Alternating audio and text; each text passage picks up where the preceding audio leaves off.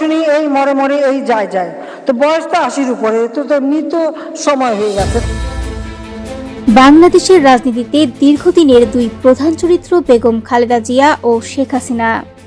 এই দুই নেত্রীর দ্বন্দ্ব শুধু রাজনৈতিক প্রতিযোগিতায় সীমাবদ্ধ ছিল না, সময়ের সঙ্গে তা রূপ নিয়েছিল তীব্র বৈরিতায়। আন্তর্জাতিক গণমাধ্যমে যা পরিচিতি পায় দ্য ব্যাটলিং বেগমস নামে। 2023 সালে অক্টোবরে তৎকালীন প্রধানমন্ত্রী শেখ হাসিনা এক বক্তব্যে খালেদা জিয়ার বয়স ও অসুস্থতা নিয়ে মন্তব্য করেন, যা তখন রাজনৈতিক অঙ্গনে ব্যাপক সমালোচনার জন্ম দেয়। খালেদা জিয়াকে ঘিরে সেই বক্তব্যের সহানুভূতির চেয়ে বিদ্রূপই বেশি ছিল বলে অভিযোগ ওঠে। কিন্তু সময় বদলায়। সাবেক প্রধানমন্ত্রী ও বিএনপি চেয়ারপারসন খালেদা জিয়ার মৃত্যুতে শেখ হাসিনা শোকবার্তা দিয়েছেন।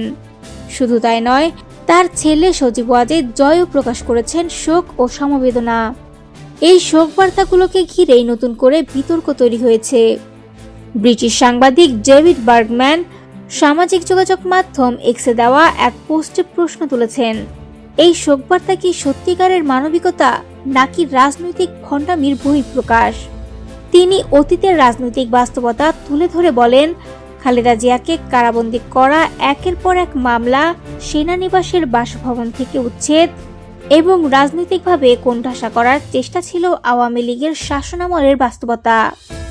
রাজনৈতিক বিশ্লেষকদের মতে, বিশেষ করে 2008 সালের পর এই দ্বন্দ্ব রাজনৈতিক সীমা ছাড়িয়ে ব্যক্তিগত আক্রোশে পরিণত হয়।